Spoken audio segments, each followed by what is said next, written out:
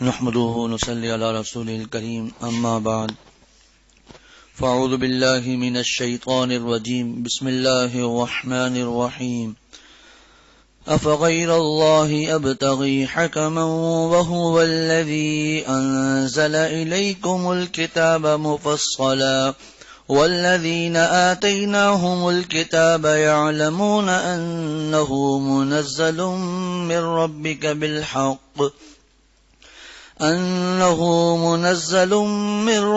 بالحق فلا تكونن من الممترين وتمت كلمة ربك صدقا وعدلا لا مبدل لكلماته وهو السميع العليم وإن تطع أكثر من في الأرض يضلوك عن سبيل الله إن يتبعون إلا الظن وإن هم إلا يخرصون إن ربك هو أعلم من يضل عن سبيله وهو أعلم بالمهتدين۔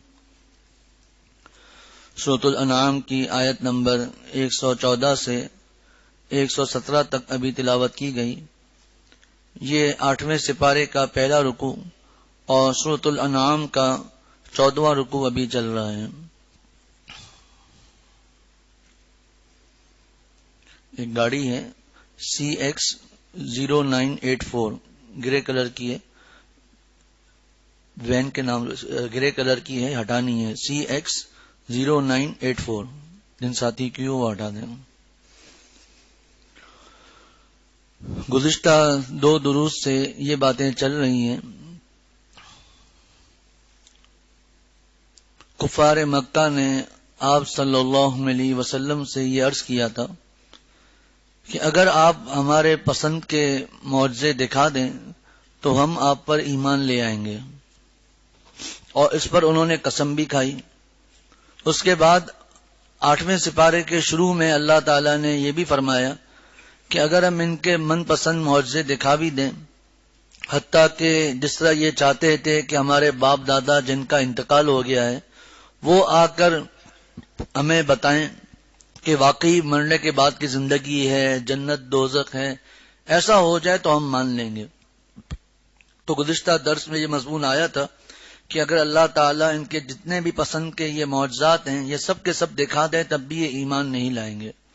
جب انہوں نے یہ درخواست آپ صلی اللہ علیہ وسلم سے کی کہ آپ صفا مروہ 2 پہاڑ ہیں، وہاں پر جو صفا کا جو پہاڑ ہے کوہ صفا، اس کے لیے انہوں نے کہا تھا کہ اگر آپ اس کوہ صفا کو گولڈ کا بنا دیں، سونے کا بنا دیں تو ہم ایمان لے آئیں گے۔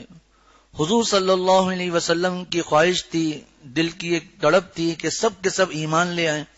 آپ صلی اللہ علیہ وسلم نے اللہ تعالیٰ سے دعا کرنا شروع کی کہ یا اللہ، ان کا جو چاہتے ہیں کہ کوہ صفا کو آپ اپنے حکم سے سونے کا بنا دیں تاکہ یہ لوگ ایمان لے آئیں۔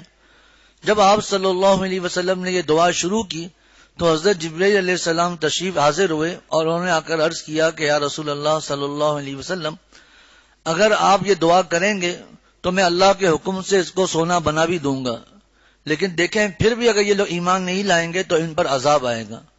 تو آپ صلی اللہ علیہ وسلم نے امت پر، ان لوگوں پر شفقت کرتے ہوئے دعا کو ترک کر دیا۔ تو یہ ان کا اگر ہم قرآن پاک پر غور کریں گے، قرآن کی آیتیں پڑھیں گے تو یہ صرف ایک جگہ نہیں، ان کی یہ عادت تھی، اور ہر دور میں جو کفار ہوتے ہیں ان کی یہی عادت ہوتی ہے کہ ایک جو معجزہ سامنے آیا ہے اس کو نہیں مانتے، اس کے علاوہ دوسرے معجزات کو مانتے۔ تفسیروں میں لکھا ہے یہ تو ایسا ہی ہو گیا کہ کوئی عدالت میں کوئی مقدمہ دائر کرے اور جب جج اسے کہے کہ جی گواہ لائیں، اس نے گواہ پیش کر دیے۔ ایک تو آج کل کا معاملہ اللہ تعالیٰ حفاظت فرمائے، اس پر تفصیل کے ساتھ درس قرآن ہو چکا ہے، جھوٹی قسمیں کھانا، جھوٹے گواہ پیش کرنا، قرآن پر ہاتھ رکھ کر جھوٹی قسمیں کھانا، باقاعدہ گواہوں کا بکنا، یہ سب چیزیں الگ ہیں، یہ معاملات الگ ہیں۔ حتیٰ کہ بزرگان دین تو یہاں تک فرماتے ہیں کہ جتنی بھی مجبوری ہو کوشش کر کے اللہ کی قسم کھاؤ ہی نہیں۔ حتیٰ کہ امام ابو حنیفہ رحمۃ اللہ علیہ کا ایک تفصیلی واقعہ ہے لیکن مختصر عرض کرتا ہوں، فرمایا کہ اگر میرا پیسہ جاتا ہے تو جائے، لیکن اگر مجھ پر اللہ کی قسم آئے گی میں اللہ کی قسم نہیں کھاؤں گا۔ اللہ کا نام کیا اتنا نعوذ باللہ سستا ہے کہ ہم اللہ کی قسمیں کھاتے پھریں۔ چہ جائے کہ جھوٹی قسم کھانا یہ کتنا بڑا خطرناک معاملہ ہے. اس پر 7ویں سپارے کے شروع میں درس قرآن ہوا تھا کہ اللہ کے نام جھوٹی قسم کھانا، جھوٹے مقدمے پیش کرنا. تو یہ چیزیں ایسی ہیں کہ ایک خاتون نے آپ صلی اللہ علیہ وسلم کے سامنے بھی جھوٹی قسمیں کھا لی تھی کہ میں اپنے خاندان کو آڑ میں نہیں ڈال سکتی. خیر، تو یہ تو فرمایا کہ اگر کوئی آدمی عدالت میں مقدمہ پیش کرے اور اپنے گواہ لے کر آئے تو وہاں پر جو سامنے والا فریق ہو، کیا وہ یہ کہہ سکتا ہے کہ نہیں میں ان گواہوں کو نہیں مانتا، اس کے علاوہ اور 2 گواہ لے کر آ جائیں؟ دنیا کے کسی عدالت میں ایسا نہیں ہوتا. تو ان حضرات کی یہ تمنائیں ہوتی تھی کہ کبھی کیا مطالبہ، کبھی کیا مطالبہ. 15ویں سپارے میں بھی مضمون ہے، 19ویں سپارے میں بھی اس بارے میں مضمون ہے، پہلے بھی کچھ آیتیں گزر چکی ہیں لیکن چونکہ ان کو ماننا نہیں تھا تو یہ لوگ یہ کہتے تھے کہ آپ اپنے اور ہمارے درمیان ایک فیصل مقرر کیجئے، حکم، فیصلہ کرنے والا.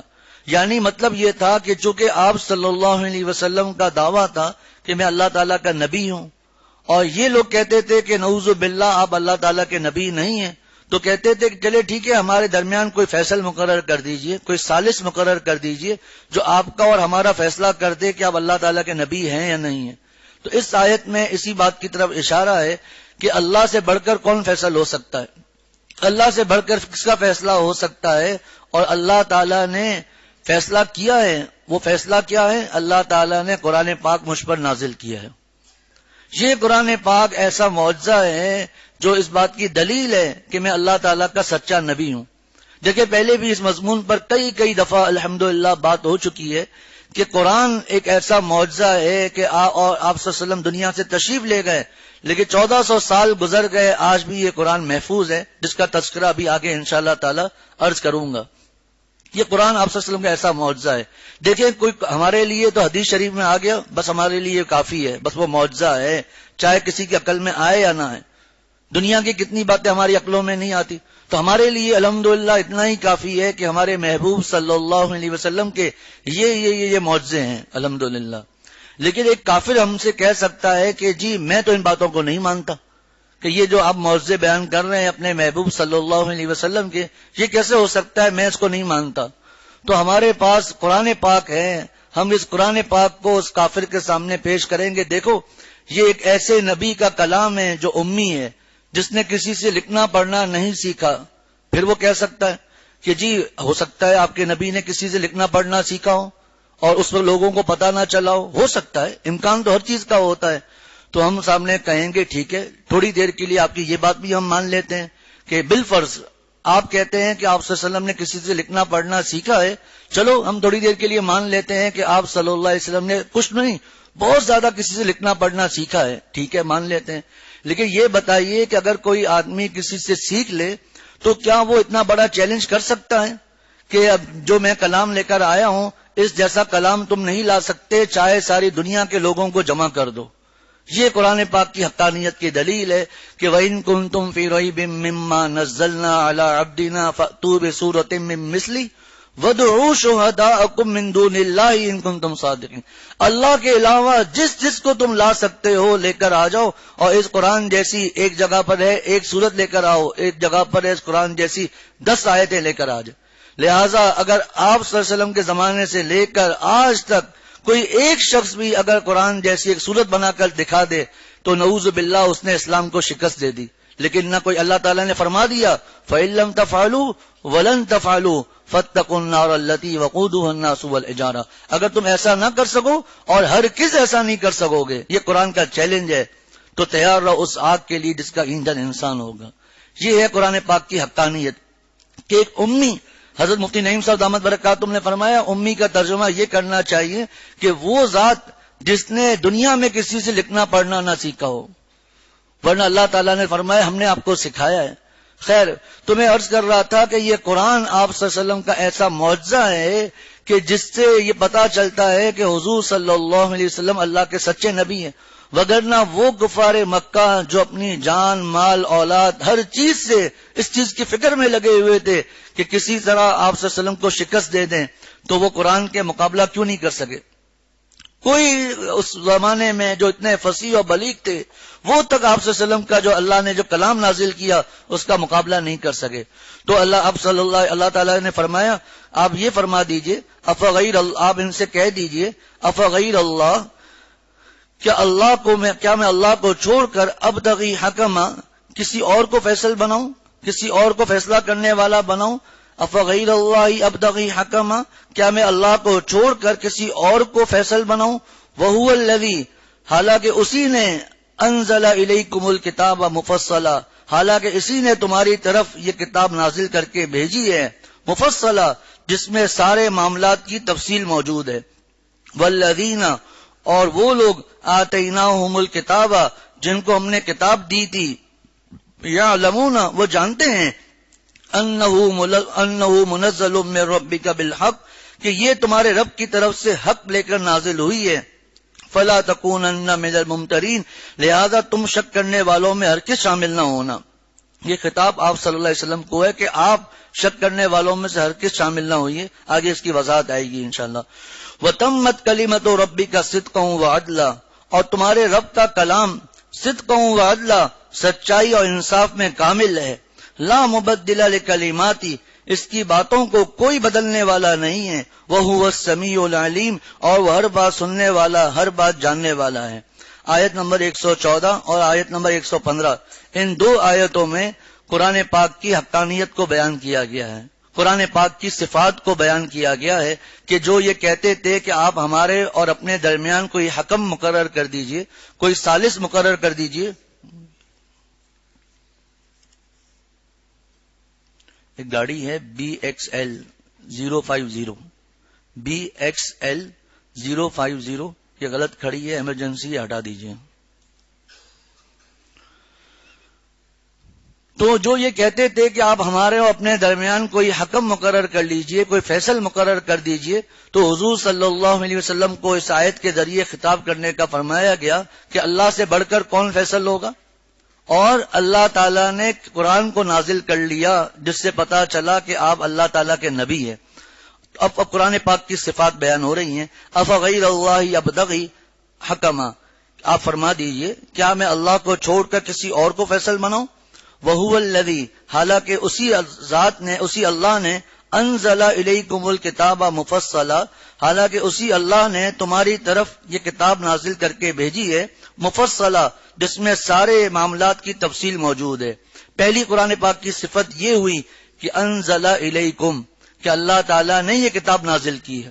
اب پھر وہی بات آ گئی جو ابھی عرض کی کہ بھائی ہم کیسے مان لیں کہ اللہ تعالیٰ نے نازل کی ہے.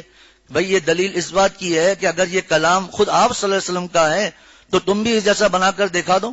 تو اگر آپ صلی اللہ علیہ وسلم اپنا کلام ہوتا تو یہ کیسے چیلنج کرتے، جو چاہے بنا کر دکھا دے ہم شکست مان لیں گے. تو یہ کتاب اللہ تعالیٰ کی نازل کردہ ہے. نمبر 2، مفصلہ، اس میں سارے معاملات کی تفصیل موجود ہے، یعنی اس میں احکامات کے حلال ہے یا حرام ہے، جائز ناجائز، اسی طرح کون کامیاب کون ناکام، کون کافر کون فاسق، کون سعادت مند کون بدبخت، یہ سب کا سب اس قرآن پاک میں اللہ تعالیٰ نے بیان کر لیا. تمام کے تمام احکامات اللہ تعالیٰ نے بیان کر دیا. اور آگے کی پیشن گوئیاں بھی اس کلام میں موجود ہیں. آپ صلی اللہ علیہ وسلم نے پیشن گوئیاں کی، بعض پیشن گوئی احادیث کے ذریعے کی. تو فرمایا اس کتاب میں سب احکام تفصیل کے ساتھ موجود ہیں.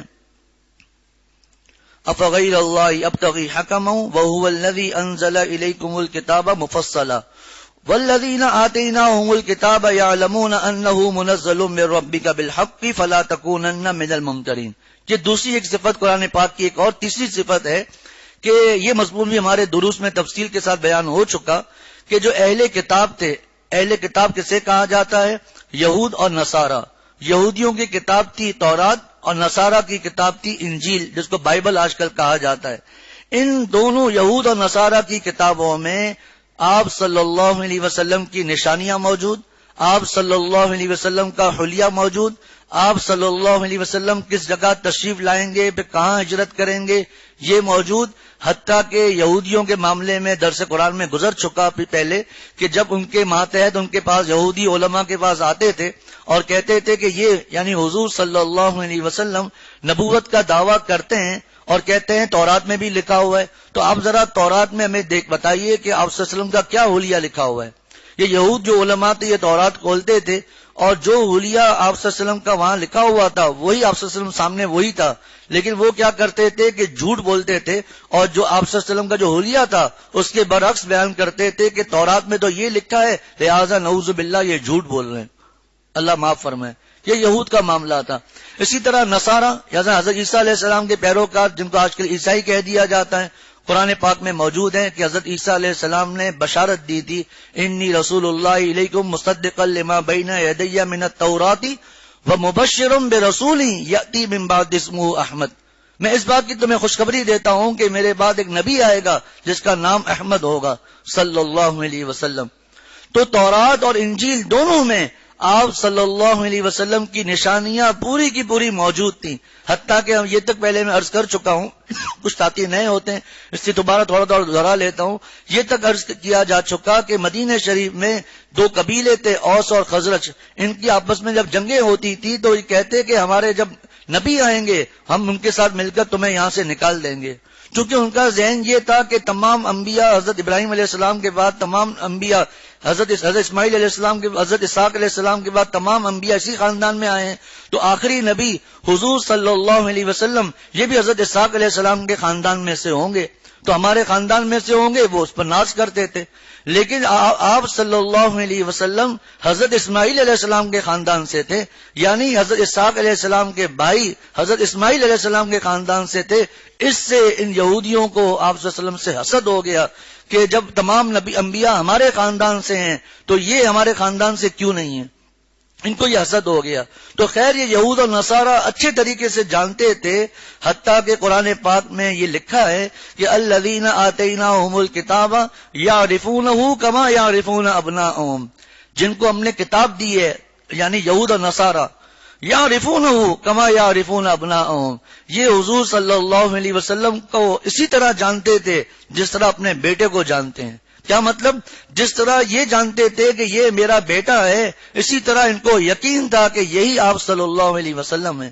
تفسیروں میں لکھا ہے کہ اگر یہ پوری مسجد بھری ہوئی ہو اور اس مسجد میں آپ کا کہیں بیٹا ہو، آپ اوپر کھڑے ہو جائیں آپ کو پتا چل جائے گا آپ کا بیٹا کہاں ہے. ہزاروں میں آپ اور ہم اپنے بیٹے کو پہچان لیں گے. تو جس طرح ہم ہزاروں میں اپنے بیٹے کو پہچان لیتے ہیں اسی طرح یہ لوگ آپ صلی اللہ علیہ وسلم کو پہچانتے تھے. اللہ تعالیٰ حضرات مفسرین کو جزائے عظیم عطا فرمائے. انہوں نے فرمایا کہ باپ کو بھی تو آدمی پہچان لیتا ہے. اگر ہمارے والد ہزاروں مجمع میں بیٹھے ہوں ہم دیکھیں گے، ہم پہچان لیں گے یہ ہمارے والد صاحب ہیں. کیا ہمیں اشتباہ ہوگا؟ نہیں. تو قرآن نے بیٹا کیوں کہا، باپ کیوں نہیں کہا کہ تم یہ ان کو اس طرح جانتے تھے جس طرح اپنے والد کو جانتے ہیں؟ عجیب و غریب بات بیان فرمایا اصل میں بات یہ ہے کہ عام طور پر جو بیٹا ہوتا ہے اس کو آدمی بچپن سے دیکھتا ہے، حتیٰ کہ بیٹے کا سطر بھی عام طور پر دیکھا ہوا ہوتا ہے. لیکن عام طور پر باپ کے ساتھ ایسا معاملہ نہیں ہوتا ہے. ظاہری بات ہے جب وہ پیدا ہوا، کچھ بڑا ہوا، پھر آپ کو اس کو ہوش آیا، پھر اس کو باتیں پتہ چلی. تو اس لیے قرآن نے بیٹے کا جملہ فرمایا ابناءہم. تو فرمایا اللہ تعالیٰ نے اس آیت میں والذین آتیناہم الکتاب یعلمون انہ منزل من ربک بالحق، کہ جو اہل کتاب ہیں ان کو اس بات کا یقین تھا کہ یہ کتاب اللہ کی طرف سے نازل ہوئی ہے. وہ الگ بات تھی کہ وہ رشوت، پیسہ، عہدوں کے لیے اس باتوں کو چھپاتے تھے کہ اگر ہم نے بتا دیا تو ہماری چودراہٹ ختم ہو جائے گی، ہمارے انعامات اور وظیفے ختم ہو جائیں گے، اس لیے یہ جھوٹی باتیں کرتے تھے اور چھپاتے تھے. باقاعدہ پھر یہود میں سے بعض بڑے بڑے علماء یہود کے وہ آ کر مسلمان ہوئے اور انہوں نے بتایا کہ تورات میں کیا کیا آپ کے بارے میں لکھا ہوا ہے. تو فرمایا والذین آتے، اب قرآن پاک اللہ تعالیٰ کا کلام ہے. کیسے پتا چلا کہ اہل کتاب ہیں جو وہ بھی جانتے ہیں کہ انہ منزل من ربک بالحق، کہ یہ تمہارے رب کی طرف سے حق لے کر نازل ہوئی ہے. فلا تکونن من الممترین، لہذا اے محمد صلی اللہ علیہ وسلم آپ شک کرنے والوں میں ہرگز شامل نہ ہونا. اس کا کیا مطلب ہے؟ اس کا مطلب یہ ہے کہ یہ آپ صلی اللہ علیہ وسلم سے یہ بات بالکل محال اور ناممکن تھی کہ آپ صلی اللہ علیہ وسلم شک فرمائیں. خود فرمایا محبوب صلی اللہ علیہ وسلم نے میں نے نہ کبھی شک کیا نہ میں نے کبھی سوال کیا.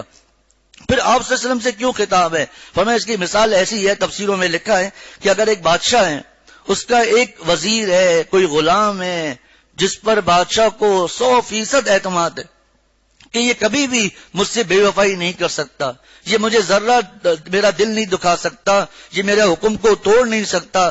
تو جب حاکم کو کسی کو بات سمجھانی ہوتی ہے تو وہ کہتے ہیں دیکھو جو کوئی ایسا کرے گا اس کو یہ سزا ملے گی، اور فلانے چاہے تم ہی کیوں نہ ہو، چاہے تم بھی حرکت کرو گے تو تمہیں بھی سزا ملے گی. اسی طرح آپ صلی اللہ علیہ وسلم کو یہ فرمانا کہ آپ شک کرنے والوں میں سے نہ ہو، اس میں مبالغہ پیدا کرنا ہے کہ آپ صلی اللہ علیہ وسلم کو جب یہ خطاب ہے کہ آپ شک کرنے والوں میں سے نہ ہو تو ہمارا کیا معاملہ ہے؟ کیونکہ آپ صلی اللہ علیہ وسلم نے تو شک کرنا بالکل محال تھا کہ وہ دین کے معاملے میں کسی معاملے میں شک کرے. اصل بتانا مشرکین کو تھا کہ فلا تکونن من الممترین.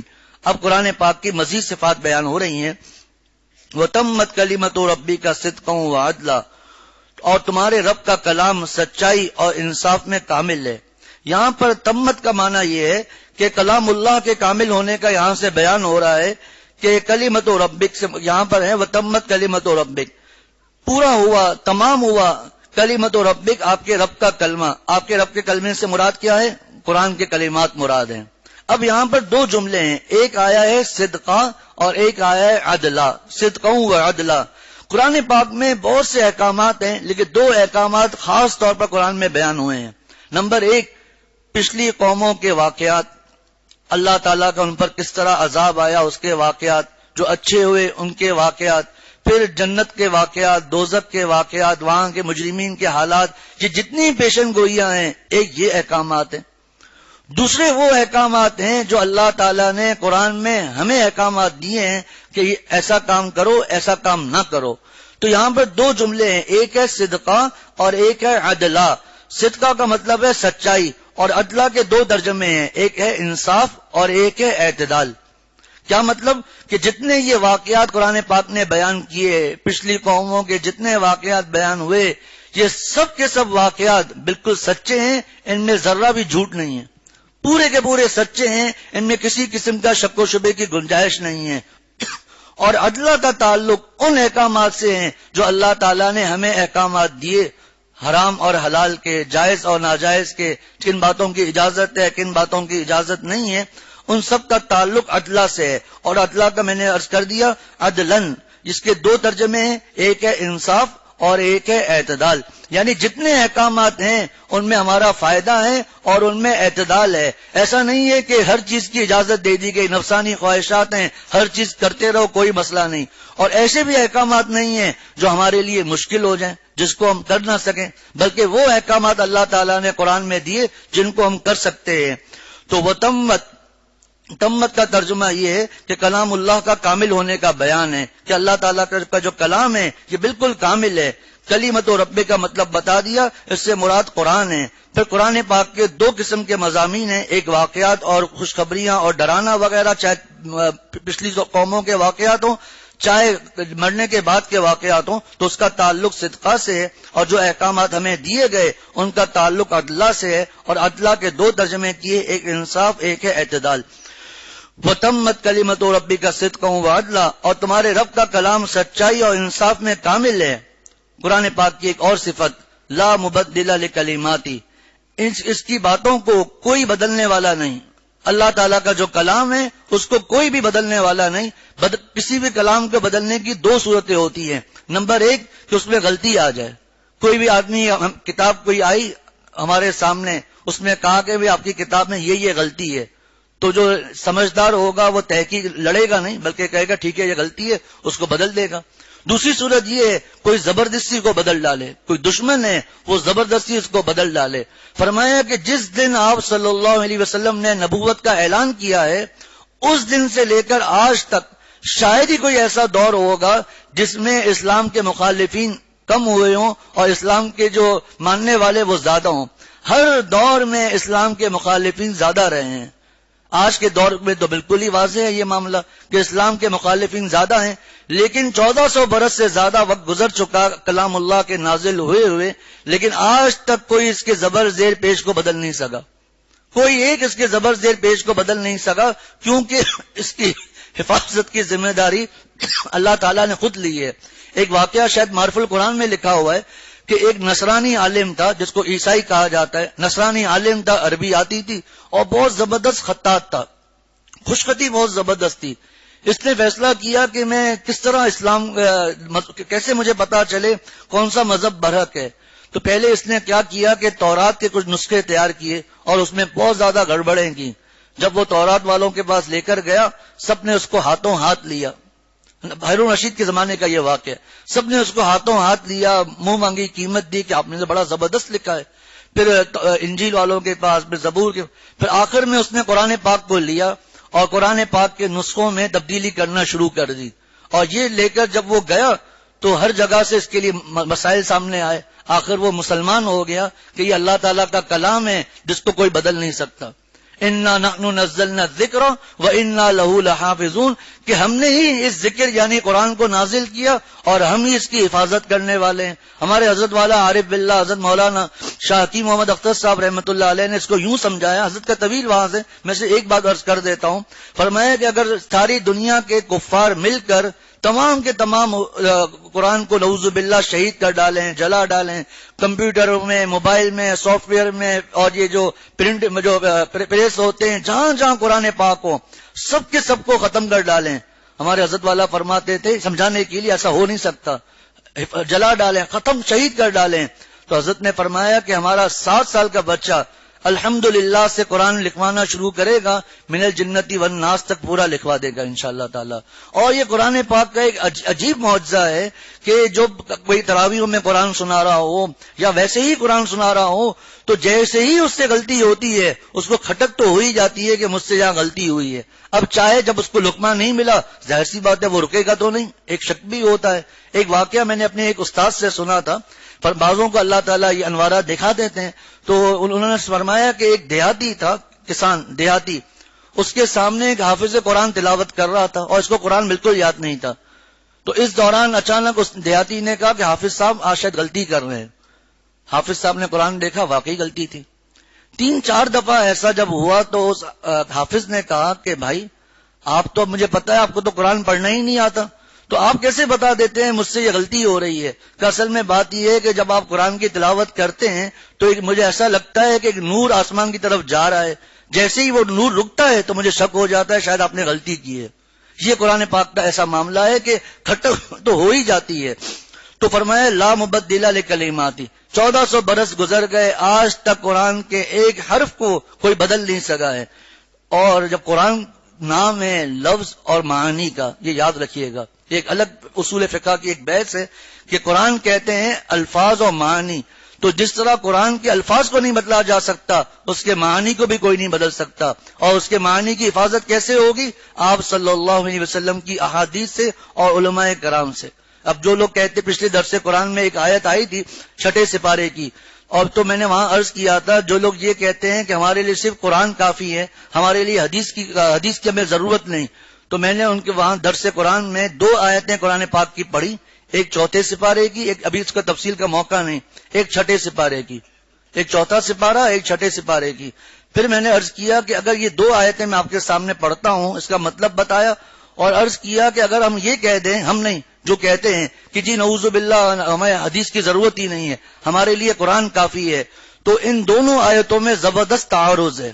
ایک آیت میں ایک مضمون ہے, دوسری آیت میں دوسرا مضمون, بالکل ایک دوسرے کے مخالف ہیں. لیکن اگر ہمارے سامنے حدیث آ جائے, حدیث سے فیصلہ ہو جائے گا کہ اس آیت کا مطلب یہ ہے, اس آیت کا مطلب یہ ہے. ورنہ تو جو جس کے سامنے حدیث شریف نہیں ہوگی وہ پریشان. جو کہتے ہیں ہمارے قرآن کافی ہے ان کو یہ 2 آیتیں دکھا دیں. جی آپ کہتے ہیں ہمارے لیے قرآن کافی ہے, ہمیں آپ سے ان 2 آیتوں کا مطلب بتا دیجئے کہ ان 2 آیتوں کا مطلب کیا ہے. اگر وہ کہے یعنی نہیں, آپ سے قرآن بتائیں حدیث نہیں, اب وہ اس معاملے کو حل ہی نہیں کر سکے گا. قرآن میں یہ وراثت کے معاملہ کی بات ہے, ایک جگہ ایک حصہ بیان ہو رہا ہے, ایک جگہ دوسری جگہ دوسرا حصہ بیان ہو رہا ہے, لیکن حدیث سامنے آ جائے گی تو فیصلہ ہو جائے گا انشاءاللہ تعالی.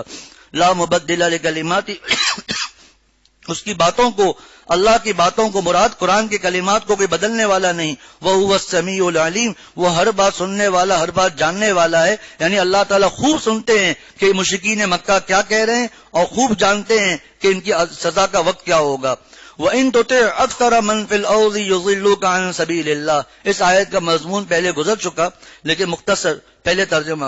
وَإِن تُطِعْ أَكْثَرَ مَن فِي الْأَرْضِ يُضِلُّوكَ عَن سَبِيلِ اللَّهِ, اگر آپ بات ماننے لگیں اکثر من فی الارض, اکثر ان لوگوں کی، زیادہ ان لوگوں کی من فی الارض جو زمین میں ہیں، یضلوک عن سبیل اللہ، تو وہ تمہیں اللہ کے راستے سے ہٹا دیں گے.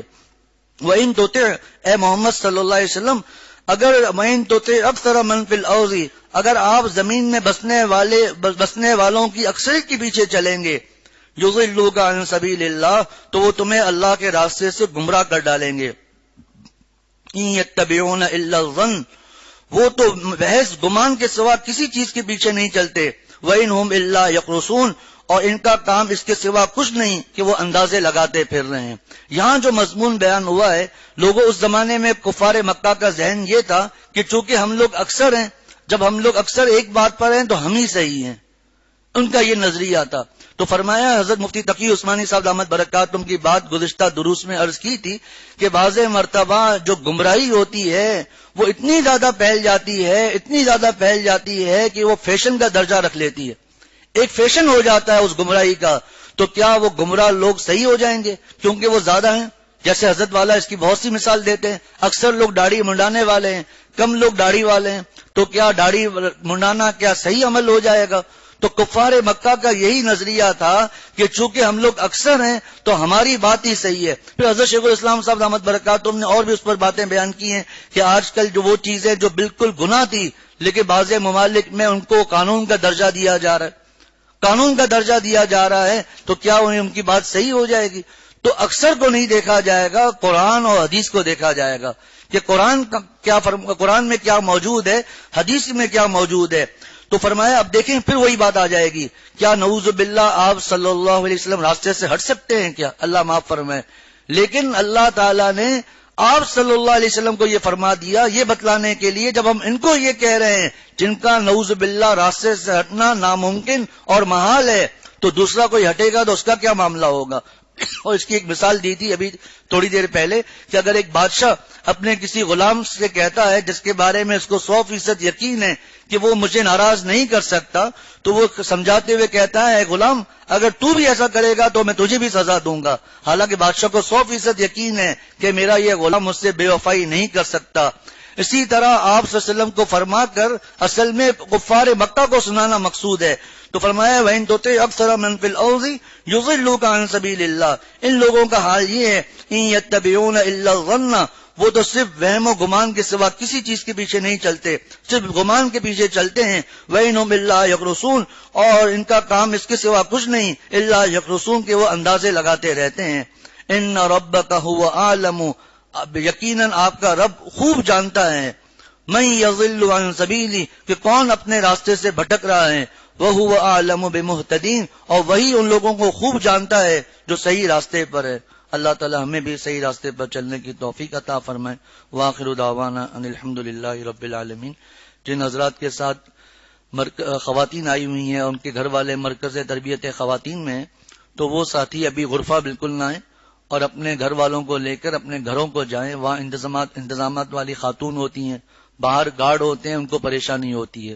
اللہ تعالیٰ بعض مرتبہ ساتھی آ جاتے ہیں، اعلان ہوتا رہتا ہے لیکن بتاتے بھی نہیں ہیں کہ میرا نام یہ ہے، تو یہ بھی غلط ہے. اس لیے غرفہ نہ آئے، جن کے گھر والے آئے ہوئے ہیں اپنے گھر والوں کو لے کر گھروں کو جائیں.